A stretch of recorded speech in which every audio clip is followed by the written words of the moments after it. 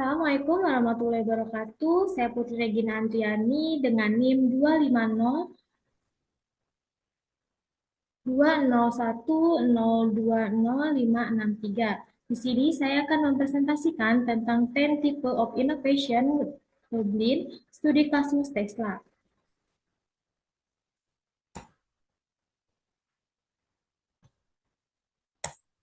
Selanjutnya ada table of content. Yang pertama ada 10 type of innovation, kedua studi kasus, 3 rekomendasi, 4 kesimpulan, dan 5 implikasi strategis. Yang pertama, 10 type of innovation. Ada definisinya. Yang pertama, configuration berfokus pada struktur internal dan sistem perusahaan yang mendasari operasi bisnis. Inovasi ini di pilar jarang terlihat oleh pelanggan, tetapi sangat penting untuk efisiensi dan keunggulan kompetitif. Yang kedua, ada offering atau penawaran berkaitan langsung dengan produk dan layanan inti yang dijual kepada pelanggan. Ini adalah pilar inovasi yang paling dikenal dan sering menjadi fokus utama perusahaan. Dan yang terakhir ada experience, berfokus pada semua interaksi eksternal antara perusahaan dan pelanggan. Inovasi di sini bertujuan untuk membuat produk atau layanan lebih mudah diakses, lebih menarik, dan lebih memuaskan. Selanjutnya ada 10 tipe inovasi by Dublin. Configuration terdiri dari profit model, network, struktur, dan proses. Selanjutnya ada offering terdiri dari product performance dan produk sistem. Dan yang terakhir ada experience terdiri dari service, channel, brand, dan customer engagement. Selanjutnya ada profit model adalah cara perusahaan menghasilkan uang, strategi pendapatan, harga, dan model monetisasi. Contohnya, penjualan langsung atau direct to customer, penjualan energi atau Powerwall, dan model langganan FSD atau full sale driving sebagai sumber pendapatan berulang. Rekomendasinya perluasan model subscription, langganan kendaraan bulanan, paket bundling kendaraan, energi, dan asuransi. Diversifikasi layanan finansial untuk fleet dan ride hailing. Selanjutnya ada network, adalah hubungan dengan pihak eksternal, kemitraan, ekosistem, dan platform. Contohnya, ekosistem supercharger, kemitraan dengan pemasok baterai, termasuk investasi ke Gigafactory. Integrasi dengan pemasok energi, rekomendasinya buka akses jaringan pengisian untuk kendaraan non-Tesla berbayar, perluas mitra layanan energi komunal, dan integrasi V2G recycle to grid secara formal. Selanjutnya ada struktur. Struktur adalah pengorganisasian aset perusahaan, kapasitas, kemampuan unik, alokasi sumber daya. Contohnya, vertical integrasi, desain, manufaktur, software, pengaturan gigafactory untuk kontrol rantai pasok dan biaya. Rekomendasinya, tingkat kapabilitas manufaktur di regional kunci melalui joint venture program R&D terdesentralisasi untuk pasar lokal. Selanjutnya ada proses operasional dan cara melakukan pekerjaan dengan metode work from efisien dan produksi. Contohnya produk Tesla, proses manufaktur otomatis atau robotika, pembaruan OTA yang memperbaiki proses layanan, optimisasi lini produksi.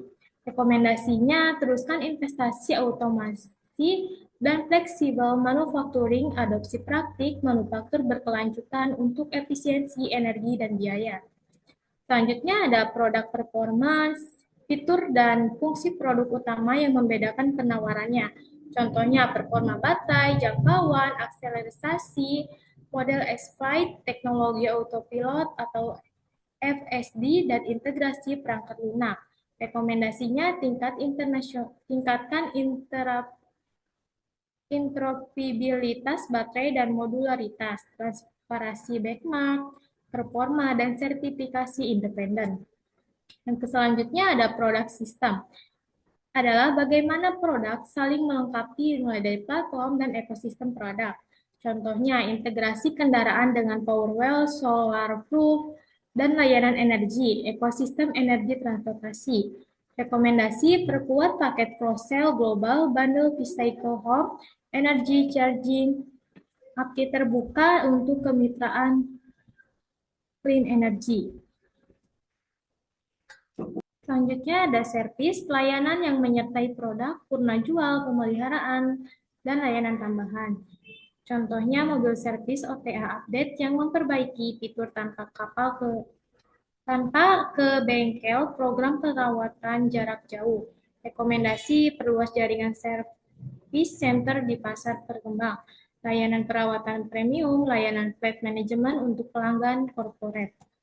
Selanjutnya ada channel, cara produk dijual dan distribusikan ke pelanggan. Contohnya, penjualan online tanpa dealer tradisional, showroom pengalaman langsung, delivery langsung ke pelanggan. Rekomendasinya, kembangkan kanal B2B, leasing, rental flat, integrasi e-commerce untuk aksesoris, opsi trade-in digital yang lebih mulus. Selanjutnya ada brand, persepsi merek, dan nilai simbolik yang dibawa produk. Contohnya, merek kuat yang diasosiasikan dengan inovasi, sustainability, dan status. CEO sebagai persona publik yang mempengaruhi brand. Rekomendasi risiko reputasi harus dikelola. Komunikasi krisis, program CSR yang lebih terstruktur, dan narasi produktif terkait keselamatan. Selanjutnya ada customer engagement, cara perusahaan berinteraksi melibatkan dan mempertahankan pelanggan. Contohnya OTA update, komunitas pemilik, level program, aplikasi Tesla yang memuaskan interaksi. Rekomendasinya perkuat loyalty program berbasis usage, dashboard energi pribadi, gamification untuk adopsi pengisian ramah lingkungan. Selanjutnya ada ringkasan dan rekomendasi strategi. Yang pertama, Tesla sudah menerapkan banyak tipe inovasi, kekuatan pada produk performance, produk sistem, struktur channel, dan customer engagement. Peluangnya sangat besar. Kedua, ada profit model, layanan, dan bundling. Network, buka ekosistem supercharger, server, service skala global, dan proses manufaktur berkelanjutan. Implementasi rekomendasi dapat memperkuat pendapatan berulang, retensi pelanggan, dan posisi kompetitif di pasar EV dan energi. Selanjutnya ada langkah tindak lanjut. Yang pertama, audit internal terhadap model substation dan building produk atau layanan. Yang kedua, pilot program akses supercharger untuk non-Tesla di pasar terpilih. Ketiga, rencana ekspansi service center dan mobil service ke pasar berkembang. Keempat, kembangkan paket B2B untuk fleet electrification dan energy management. Terima kasih. Sekian dari saya. Wassalamualaikum warahmatullahi wabarakatuh.